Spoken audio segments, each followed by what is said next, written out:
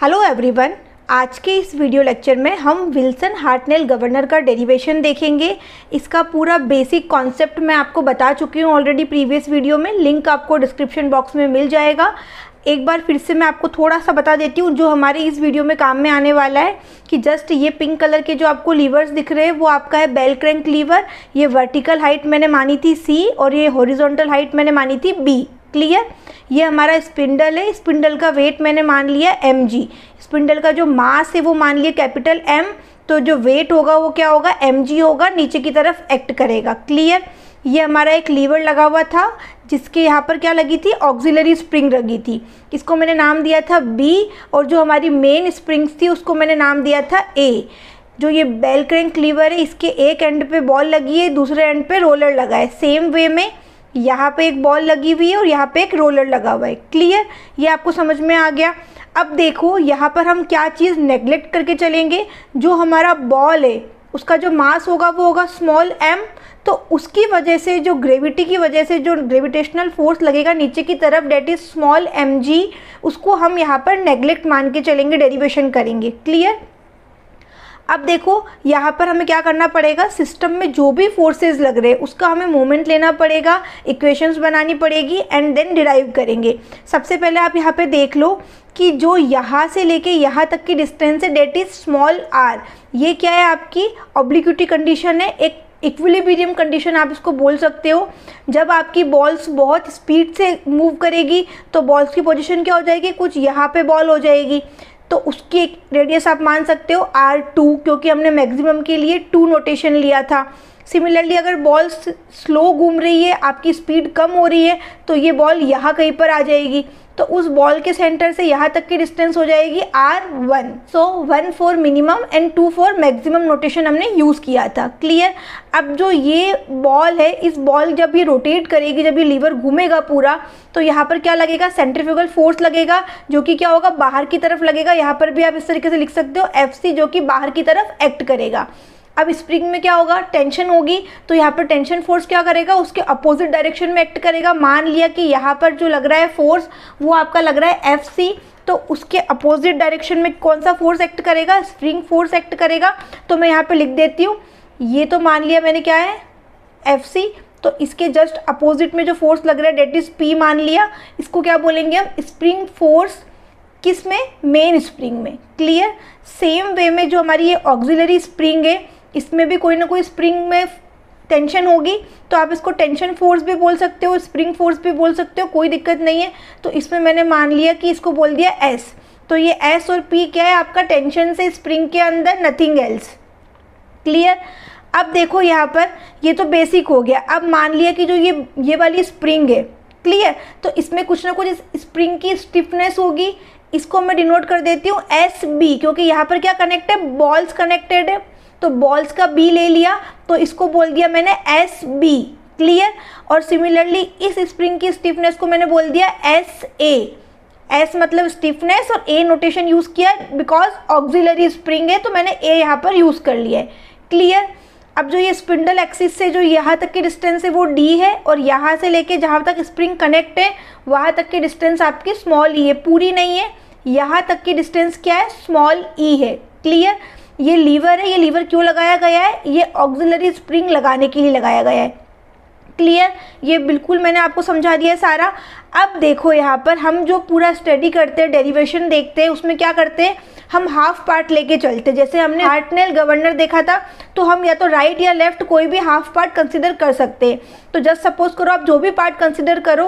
अब यहाँ पर एक नई चीज़ क्या है कि आपने ये लीवर लगाया है, तो इस लीवर की वजह से भी इस स्पिंडल पे कोई ना कोई वेट एक्ट करेगा नीचे की तरफ, तो इसकी वजह से कितना लोड आया है इस स्पिंडल पर, हमें वो निकालना पड़ेगा। और इम्पॉर्टेंट थिंग कि जो भी लोड इसकी वजह से आया है वो क्या होगा, आपको ऐड ऑन करना पड़ेगा इस mg के साथ में, तो आपका बनेगा टोटल स्पिंडल पे कितना वेट आया है वो आप निकाल सकते हो। क्लियर। इतना समझ में आ गया। अब देखो मैंने मान लिया कि जो ये स्पिंडल है, इस स्पिंडल पे जो वेट आया है इस लीवर की वजह से, वो मैंने मान लिया कि x है। देखो मैंने यहाँ पे लिखा है x क्या शो कर रहा है यहाँ पर, load on sleeve due to auxiliary spring B, यही लिखा है। तो अब मुझे वो निकालना है, तो मैं क्या करूँगी, यहाँ पे मोमेंट ले लूँगी with respect to point O। Clear. Point O या फिर इसको आप बोल दो पॉइंट ओ डैश, क्योंकि यहाँ पर इस वाले पॉइंट को आपने पॉइंट ओ बोला है तो इसको मैंने क्या बोल दिया, ओ डैश बोल दिया है, ठीक है, ताकि कन्फ्यूज़न हमें क्रिएट ना हो। अब इस ओ डैश के अबाउट मुझे क्या करना है, मोमेंट लेना पड़ेगा। अब देखो एक फोर्स लग रहा है मेरे पास में, ये वाला यहाँ पर जो मैंने माना है कि इसकी वजह से जो फोर्स लग रहा है एक्स लग रहा है, जो इस लीवर की वजह से, जो ग्रीन कलर का लीवर है इसकी वजह से इस स्पिंडल के ऊपर जो वेट आ रहा है उसको मैंने माना एक्स। तो एक्स मल्टीप्लाई में डिस्टेंस कौन सी आएगी, ये वाली। मोमेंट कैसे बन रहा है, कुछ इस तरीके से बन रहा है, क्लियर, इस पॉइंट के रेस्पेक्ट में। तो मैंने क्या किया, एक्स मल्टीप्लाई में डी, एक्स मल्टीप्लाई में डी। अब जो ये एस है ये हमारा स्प्रिंग फोर्स है, इस ऑक्सिलरी स्प्रिंग का, तो ये मल्टीप्लाई में डिस्टेंस कौन सी आएगी, यहाँ से लेके यहाँ तक परपेंडिकुलर डिस्टेंस, तो एस मल्टीप्लाई में ई। और ये किस तरह का मूवमेंट बन रहा है, इस तरह का। अगर ये एंटी क्लॉकवाइज है तो ये क्लॉकवाइज मान लो, ये क्लॉकवाइज है तो इसको एंटी क्लॉकवाइज मान लो, दोनों क्या है, डायरेक्शन वाइज ऑपोजिट है। तो मैंने इक्वल लगा के एस मल्टीप्लाई में ई लिखा है। मोमेंट क्या होता है, फोर्स मल्टीप्लाई में परपेंडिकुलर डिस्टेंस, तो फोर्स डिस्टेंस, इस तरीके से मैंने उसको सॉल्व किया है, क्लियर। ये क्यों किया है, क्योंकि मुझे x निकालना है। x क्या है, इस लीवर की वजह से जो वेट आया है, जो लोड आया है उसको मैंने x बोला था, तो वो निकल के आ गया SC, और d हमारा चला गया नीचे, तो SC अपॉन d, क्लियर, यहाँ तक समझ में आ गया। अब ये तो सिर्फ x निकाला है, और तो mg और जो ये x आया है ये सब मिलके मुझे क्या देगा, टोटल स्लीव वेट देगा। तो मैं यही चीज़ यहाँ पे कर रही हूँ, mg प्लस x, मतलब कि SC बाई डी किया है, तो इसको इक्वेशन नंबर 1 मैंने यहाँ पे नाम दे दिया है, क्लियर। अब मुझे क्या करना है, इस पर्टिकुलर O पॉइंट के अबाउट मोमेंट निकालना है, क्लियर। अब इस पॉइंट O के रेस्पेक्ट में अगर मैं मोमेंट की बात करूं तो क्या होगा, कौन कौन से फोर्सेस लग रहे हैं पहले वो देखो। एक तो लग रहा है हमारे पास में FC, एक लग रहा है P, सेम वे में हमारे पास में क्या लग रहा है, स्लीव पे जो भी हमारे पास में वेट आया है वो भी। अब जो टोटल स्लीव वेट है हमारे पास में mg plus SC by D, clear, यही हमारे पास में आया है, लेकिन ये टोटल है। अब हम क्या करेंगे, हाफ पार्ट लेके चलेंगे। इस तरीके से मैंने यहाँ पे क्या किया है, हाफ डायग्राम बना लिया है। इसी डायग्राम को मैंने क्या किया है, हाफ यहाँ पर शो कर दिया है। तो मतलब एक ही मैंने लीवर यहाँ पे बनाया है, C लिखा है, B लिखा है, ये FC मेरा बाहर की तरफ लग रहा है सेंट्रीफ्यूगल फोर्स, और ये P मेरा क्या है, स्प्रिंग फोर्स या टेंशन फोर्स आप इसको बोल सकते हो, या जस्ट आप टेंशन बोल सकते हो मेन स्प्रिंग के अंदर, क्लियर। तो ये चीज़ मैंने यहाँ पे लिख दी है। और इक्वेशन 1 का मतलब क्या हो गया, टोटल स्लीव वेट जो भी है वो यहाँ पर एक्ट कर रहा है। तो जब मैंने हाफ पार्ट कंसीडर करना है तो मैं उसको भी क्या करूँगी, हाफ कंसीडर करूँगी। अभी देखो मैं डेरिवेशन में आपको बताती हूँ। तो ये मैं आपको पूरा समझा चुकी हूँ। अब हम देखते हैं आगे। अब इस O पॉइंट के अबाउट में मोमेंट ले रहे हैं तो क्या होगा, FC इस डायरेक्शन में लग रहा है बाहर की तरफ, और P हमारा लग रहा है अपोजिट डायरेक्शन में। तो इसको किस तरीके से बैलेंस कर सकते हैं, FC माइनस P, ठीक है। मान लिया कि FC जो सेंट्रीफ्यूगल फोर्स है वो बड़ा है, let's suppose FC is greater than P, clear. तो अब ये FC माइनस P किया है, क्लियर, और डिस्टेंस कौन सी आएगी, ये C, फोर्स मल्टीप्लाई में परपेंडिकुलर डिस्टेंस, तो परपेंडिकुलर डिस्टेंस कितनी है, C है, तो C यहाँ पे लिखा है। सेम वे में एक कौन सा फोर्स एक्ट कर रहा है, टोटल स्लीव वेट, जो कि इक्वेशन 1 यहाँ पे लिखी है। इसका मतलब क्या है, टोटल स्लीव वेट जो कि है mg plus SC by D, clear. तो उसके साथ में परपेंडिकुलर डिस्टेंस कितनी आएगी, ये वाली आएगी, मल्टीप्लाई में B। अब ये अपॉन में 2 क्यों लगाया है, 2 इसलिए लगाया है क्योंकि मैंने हाफ कंसीडर किया है, पूरा अरेंजमेंट मैं कंसीडर करके सॉल्व नहीं कर रही हूँ। मैंने जस्ट स्पिंडल के एक तरफ का पोर्शन कंसीडर किया है। तो जो भी स्पिंडल पे टोटल वेट था उसका जस्ट मैंने हाफ यहाँ पर कंसीडर किया है, क्लियर। तो मैंने यहाँ पे लिखा भी है कि टोटल नहीं लेना है, हाफ लेना है। ये मिस्टेक मत करना, जनरली हम जल्दी में ये मिस्टेक कर देते हैं, क्लियर। अब ये कंडीशन क्या है, आपकी ऑब्लिक्विटी इक्विलिब्रियम कंडीशन है। अब एक बार, अभी तो ये वाली कंडीशन है, ठीक है, इस तरीके से समझो। एक बार क्या बनेगी, कुछ लीवर इस तरह से जाएगा, एक बार लीवर कुछ इस तरीके से जाएगा। जब सेंटर में है तब तो कंडीशन ये वाली है, जब स्पीड कम होगी तो ये बॉल्स क्या होगी, अंदर की तरफ जाएगी, जब स्पीड ज़्यादा होगी तो ये बॉल्स क्या होगी, बाहर की तरफ जाएगी, क्लियर। तो एक बार नोटेशन आएगा 1, एक बार नोटेशन आएगा 2। तो जो मिनिमम होगा उसके लिए हम नोटेशन यूज़ करेंगे 1, और जो मैक्सिमम होगा उसके लिए हम नोटेशन यूज़ करेंगे 2, क्लियर। हमने पहले हार्टनेल गवर्नर में ये सब कुछ इस तरीके से देखा है डिटेल में, तो मैं यहाँ पे आपको इतना डिटेल में नहीं बता रही हूँ, वीडियो अननेसेसरी लंबा हो जाएगा। आप कॉन्सेप्ट समझो, अगर फिर भी आपको डाउट होता है तो आप एक बार हार्टनेल गवर्नर का वीडियो देख लेना, तो अब क्या करेंगे, इस इक्वेशन नंबर 2 में हम दो कंडीशन अप्लाई करेंगे, एक मिनिमम एक मैक्सिमम के लिए। जब मिनिमम होगा तो हम 1 लेके चलेंगे, तो यहाँ पर क्या हो गया, एफ सी की जगह एफ सी 1 हो जाएगा, पी की जगह पी 1 हो जाएगा, सब में क्या आ जाएगा 1 आ जाएगा। एम जी तो ऐसे ही रहेगा, लेकिन एस की जगह एस 1 लिख दिया। क्लियर। तो ये कंडीशन हमारे पास में इक्वेशन 3 आ गई इस तरीके से। अब मैं इक्वेशन 4 भी निकाल सकती हूँ। किस तरीके से, देखो जस्ट इसी इक्वेशन में मैंने नोटेशन 2 यूज़ कर लिया। मैक्सिमम जब स्पीड होगी हमारी तो बॉल्स क्या होगी, बाहर की तरफ जाएगी, बॉल्स बाहर की तरफ जाएगी, तो वहाँ पे मैंने सारा FC1 की जगह FC2 कर दिया, P1 की जगह P2 कर दिया, S1 की जगह S2 कर दिया, और कुछ इसमें चेंज ज़्यादा नहीं हुआ है। तो इक्वेशन 3 और इक्वेशन 4 इस तरीके से मेरे पास में आ गई है। आई होप आपको यहाँ तक समझ में आ गया होगा। बहुत सिंपल डेरिवेशन है, बहुत ज़्यादा इम्पॉर्टेंट नहीं है एग्ज़ाम पॉइंट ऑफ व्यू से, लेकिन कभी कभी आ जाता है, तो उस कभी कभी के लिए हमें देखना पड़ेगा कि डेरिवेशन किस तरीके से करना है। तो इसके आगे हम देखते हैं, इक्वेशन 3 इक्वेशन 4 हम निकाल चुके हैं। अब देखो जो इक्वेशंस हमारे पास आई है उसमें हम क्या करेंगे, 4 - 3 करेंगे। मतलब जो मैक्सिमम जो कंडीशन बन रही थी और जो मिनिमम बन रही थी उनका हमने डिफरेंस लिया है। तो जस्ट क्या किया है, इक्वेशन 4 - इक्वेशन 3 किया है, तो ये वाली इक्वेशन आ जाएगी। कुछ नहीं करना है, जो कॉमन आ रहा है उसको कॉमन ले लो, बाकी ब्रैकेट के अंदर लिख दिया है। क्लियर, ये लिख लोगे आप इजीली। अब इसमें भी क्या कर सकते हो, आप सी कॉमन ले सकते हो, सी कॉमन ले लिया तो जो बचा FC2 - FC1 और माइनस में P2 - P1, कुछ नहीं है, जस्ट सिंप्लीफाई करके लिखा है। सिमिलरली यहाँ पर क्या किया है, मैंने ब्रैकेट ओपन कर लिया है, जो कैंसिल हो रहा है उसे कैंसिल कर लिया है। तो mg/2 और b हमारा बाहर था तो उसको मल्टीप्लिकेशन में सबके साथ लेकर चली हूँ, b। क्लियर। अब इसको जो ब्रैकेट ओपन किया ये माइनस था, तो ये वाला क्या हो जाएगा, खोलेंगे तो माइनस आ जाएगा, तो यहाँ पे माइनस आया है। अब ये mgb/2 कैंसिल आउट हो जाएगा, तो जो बचा है सिंपली हमने उसको यहाँ पे लिख लिया है।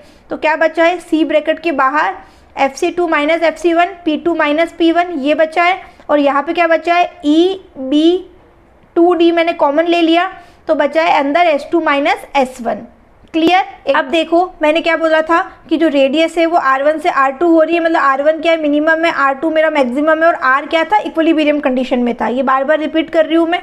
अब सिंपली देखो, फोर्स अगर मैं बात करूँ तो क्या होता है, फोर्स होता है आपका स्टिफनेस मल्टीप्लाई में डिफ्लेक्शन। अब जो P है हमारा वो क्या है, हमारा टेंशन है, टेंशन क्या है, फोर्स ही है हमारा। तो एक बार P2 था मैक्सिमम के लिए, P1 था मिनिमम के लिए, तो ओवरऑल आप लिख सकते हो P2 - P1। क्लियर।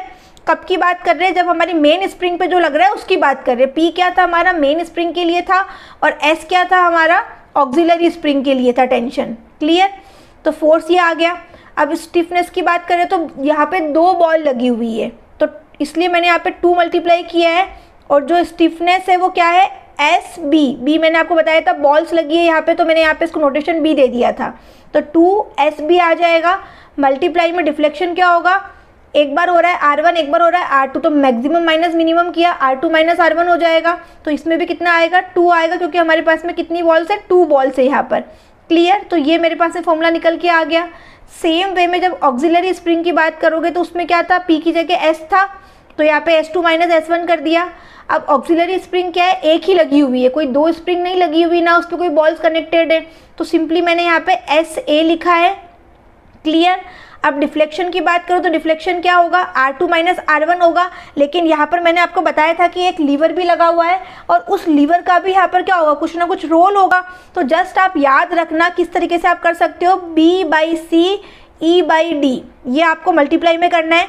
मैं इसका पर्टिकुलर कॉन्सेप्ट यहाँ पर अभी नहीं समझा रही हूँ, आप जस्ट ये चीज़ याद रखना कि आपको इससे मल्टीप्लाई करना है, क्योंकि इतना इंपॉर्टेंट नहीं है कि हम इस पर डिस्कशन करें अभी। ये क्या था, स्प्रिंग का फोर्स था, या टेंशन बोल दो, तो S2 - S1 आया है। इसकी जो स्टिफनेस थी वो थी मेरी स्मॉल SA, तो वो यहाँ पे आई है। R2 - R1 डिफ्लेक्शन हो रहा है, लेकिन ये लीवर भी यहाँ पे लगा है, तो इसका कुछ ना कुछ रोल होगा, तो इस वजह से मैंने क्या किया, B/C E/D मल्टीप्लाई में किया है। ये आप ध्यान रखना, एक बार आप 2 बार आप देखोगे तो आपको ये माइंड में रह जाएगा। क्लियर। तो इस तरीके से मेरे पास में इक्वेशंस आ गई है, जिसको मैंने कंबाइन में क्या बोल दिया, इक्वेशन 6 बोल दिया इन दोनों इक्वेशंस को। क्लियर। अब 5 और 6 को यूज़ करना है, एंड देन वैल्यूज़ पुट करके फर्दर इक्वेशंस बनानी है। तो ये C मेरा कॉमन था, जो ऐसा का ऐसे ही रखा है। जस्ट P2 - P1 की जगह मैंने क्या रख दी है, वैल्यू रख दी है। 2 × 2 4 SbR2 माइनस R1 यहाँ से उठा के यहाँ पे रख दिया है, कहाँ पे, P2 माइनस P1 की जगह पे।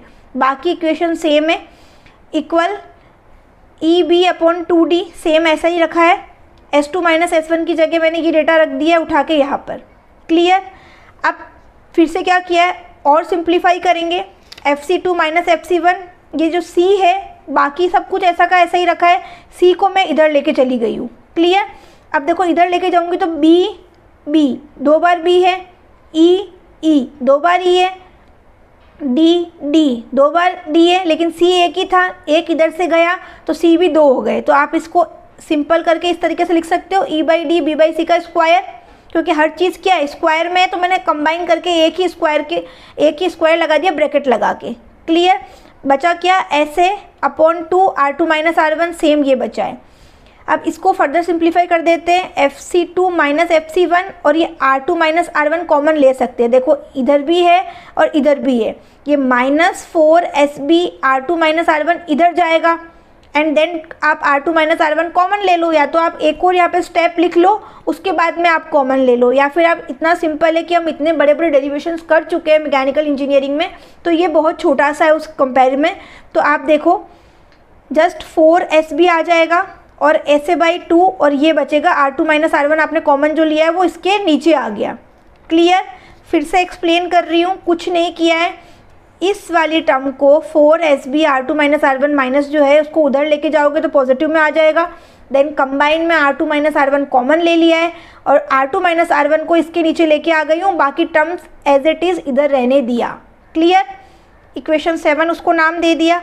अब हम अगर सोचें कि जस्ट ऑक्सिलरी स्प्रिंग नहीं हमने यूज़ करी है, अभी तो हमने करी है, लेकिन अगर किसी न्यूमेरिकल में कोई कंडीशन हमें दे रखी है जहाँ पे बोला जाए कि ऑक्सिलरी स्प्रिंग हम यूज़ नहीं कर रहे या नहीं दे रखी है हमें, तो उस कंडीशन में हम क्या करेंगे, SA जो स्टिफनेस है ऑक्सिलरी स्प्रिंग की उसको हम 0 मान सकते हैं। तो अगर उसको 0 मान लिया तो क्या होगा हमारे पास में, देखो अगर मैंने 0 मान लिया तो ये पूरा उड़ जाएगा, 0 हो जाएगा। तो बचा क्या, FC2 minus FC1 upon R2 minus R1 is equal to 4 SB, यही बचा। तो आप यहाँ से अगर चाहो तो SB की वैल्यू निकाल सकते हो। SB मतलब जो आपका मेन स्प्रिंग है उसकी स्टिफनेस, तो इस तरीके से निकाल लोगे, 4 इधर चला जाएगा नीचे, तो ये आपके पास में फॉर्मूला आ गया है। तो न्यूमेरिकल में आपसे ये भी पूछ सकते हैं या फिर आपसे विल्सन हार्टनेल गवर्नर क्या होता है और जो इसके मेन स्प्रिंग की स्टिफनेस किस तरीके से कैलकुलेट करेंगे, डिराइव करो, तो आपको ये पूरा डेरिवेशन करना पड़ेगा। या जस्ट आपका 6 मार्क्स में आ गया, 8 मार्क्स में आ गया विल्सन हार्टनेल गवर्नर, तो जस्ट आप कॉन्सेप्ट समझा के नहीं छोड़ सकते, वहाँ पर आपको डेरिवेशन करना पड़ेगा। क्लियर। तो आई होप आपको समझ में आ गया होगा। अगर वीडियो हेल्पफुल रहा है तो प्लीज़ अपने फ्रेंड्स के साथ शेयर करना। Thank you for watching.